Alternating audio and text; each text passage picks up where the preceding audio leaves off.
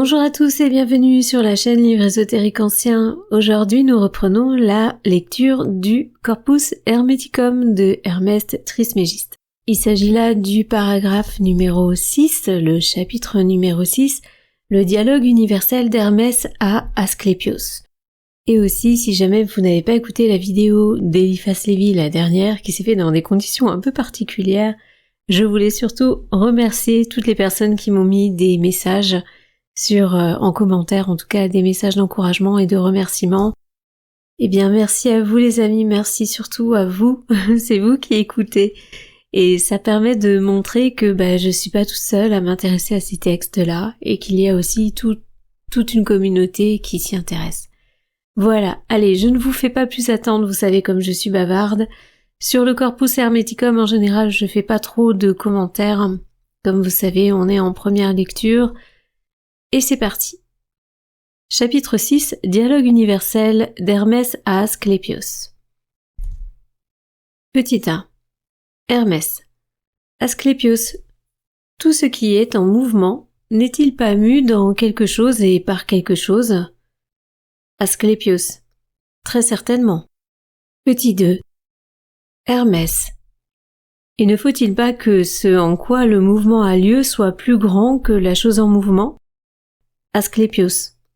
Sans aucun doute. 3. Hermès. La cause du mouvement n'est-elle pas plus puissante que la chose mue? Asclépios. C'est l'évidence. 4. Hermès. Et ce en quoi le mouvement a lieu n'est-il pas nécessairement la nature à celle de la chose en mouvement? Asclépios. Par nature. 5. Hermès. L'univers n'est-il pas plus grand que toute autre chose? Asclépios. C'est certain. 6. Hermès. N'est-il pas entièrement rempli, en particulier par beaucoup d'autres corps, et plus justement par tous les corps qui existent? Asclépios. C'est vrai. 7. Hermès. L'univers est donc un corps. Asclépios. Oui. 8. Hermès. Et de plus un corps en mouvement. Asclépios. Sans doute. 9. Hermès. De quelle grandeur doit être alors l'espace dans lequel se meut l'univers? Et de quelle nature? Ne faut-il pas qu'il soit beaucoup plus grand que l'univers pour lui permettre son mouvement continu, sans le gêner ou l'arrêter? Asclépios. Cet espace doit être extraordinairement grand, Trismégiste. 10. Hermès. Et de quelle nature? De nature inverse, n'est-ce pas, Asclépios? Or l'inverse n'est-il pas l'incorporel? Asclépios, sans aucun doute. 11. Hermès. Donc l'espace est incorporel, mais l'incorporel est de nature divine, ou Dieu même. Par divin, je ne veux pas dire le créé, mais l'incréé. Si l'incorporel est de nature divine, il est de même nature que l'essence fondamentale de la création. Et s'il est Dieu, il ne fait qu'un avec l'essence fondamentale. C'est d'ailleurs ainsi que le saisit la pensée. 12. Dieu est pour nous ce que la pensée peut atteindre de plus haut. Pour nous, mais pas pour Dieu. Car celui qui pense atteint l'objet de sa pensée à la lumière de la vision intérieure.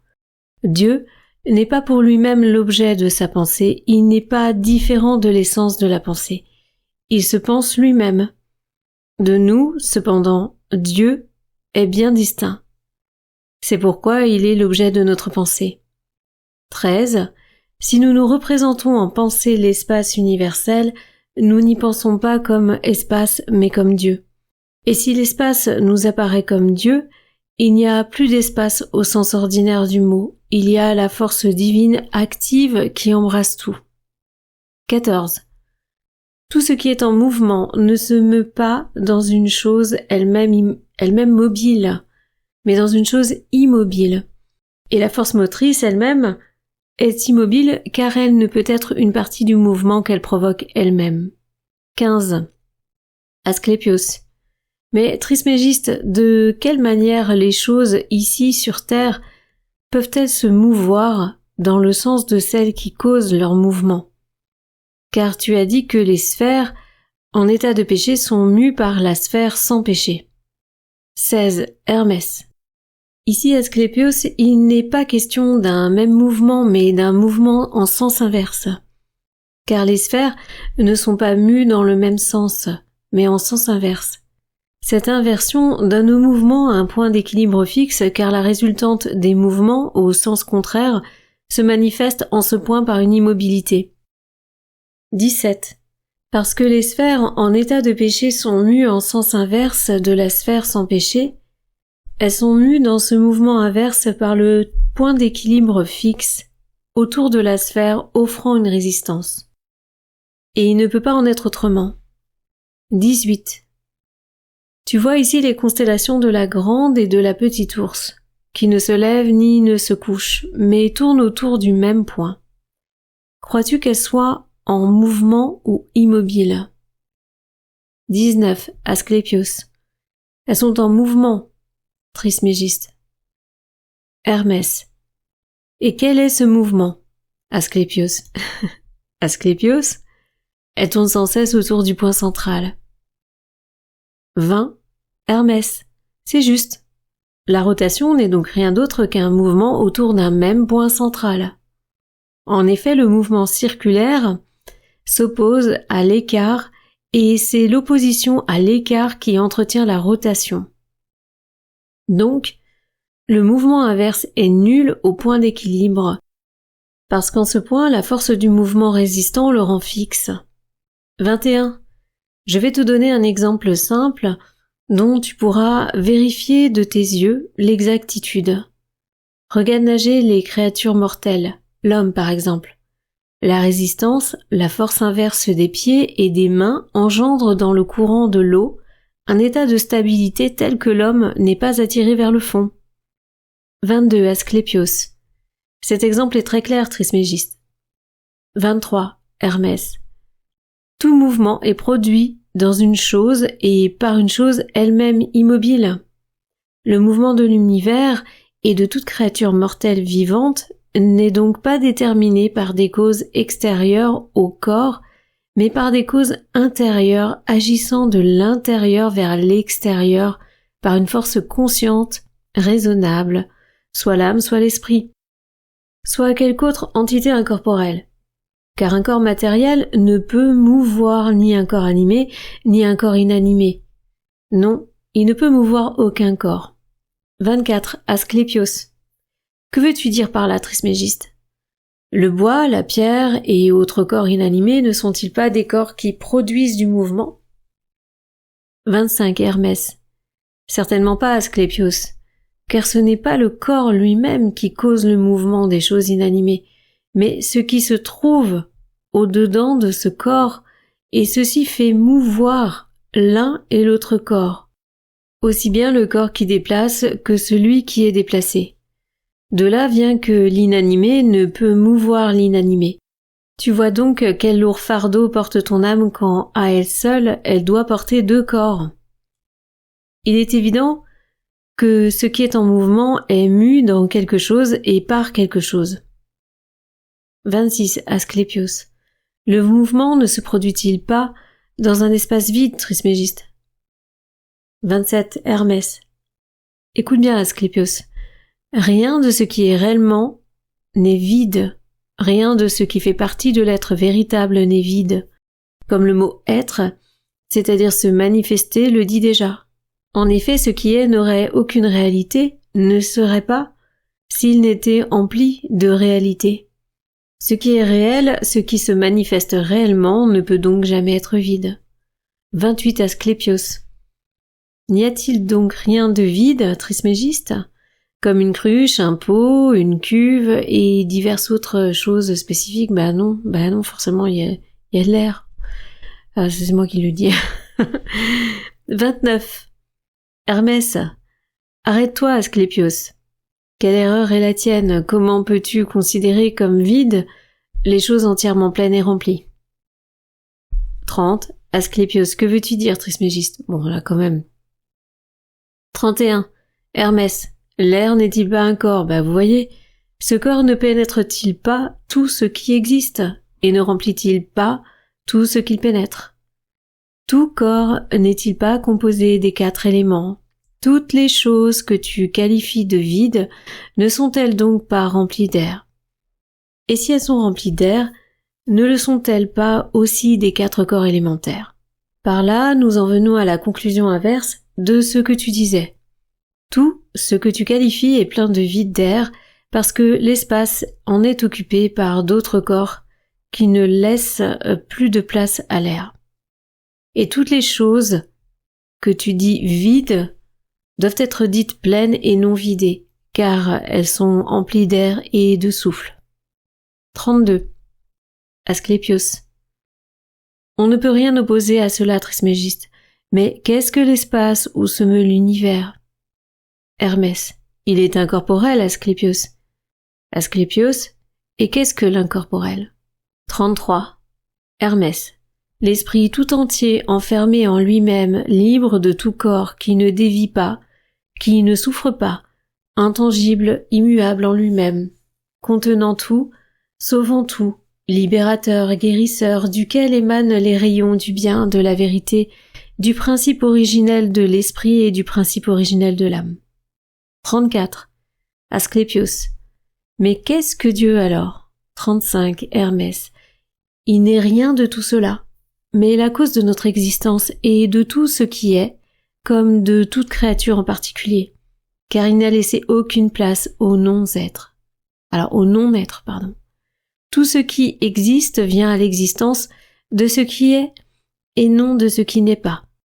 Car au non-être manque le pouvoir de faire naître, tandis qu'au contraire, l'être ne cesse jamais d'être.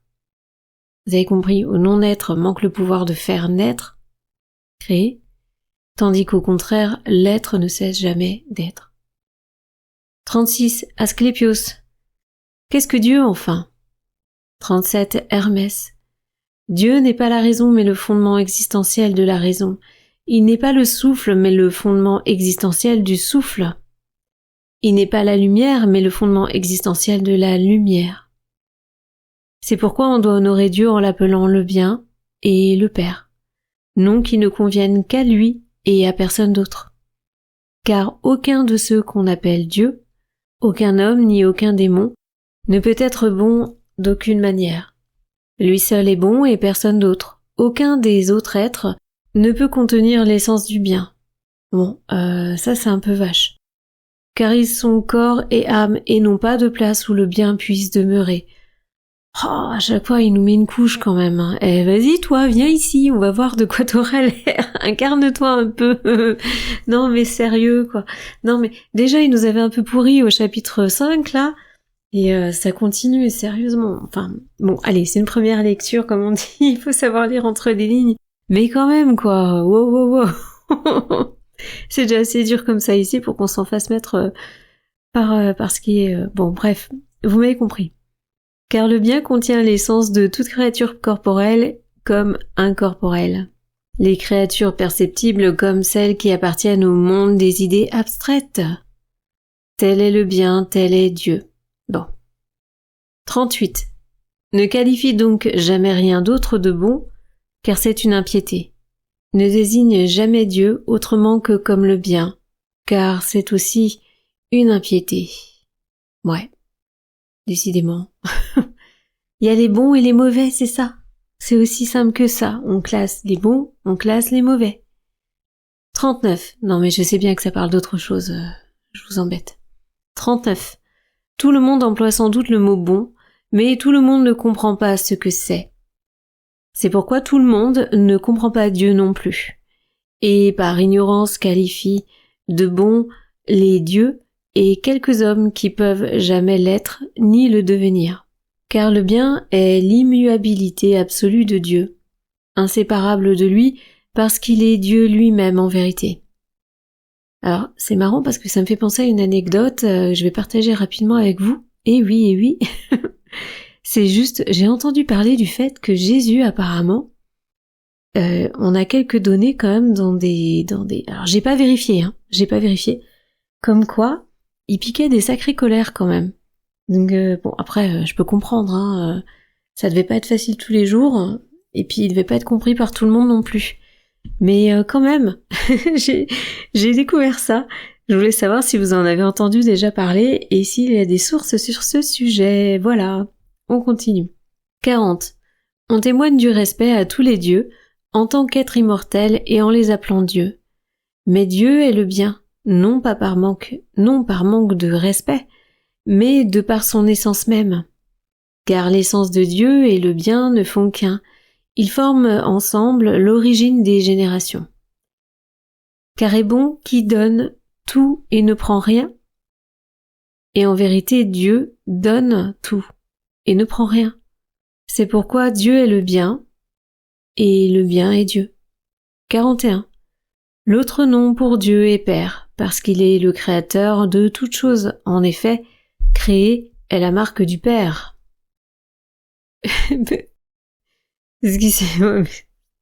J'allais dire petit clin d'œil à tous les entrepreneurs et tous les papas. Et les mamans.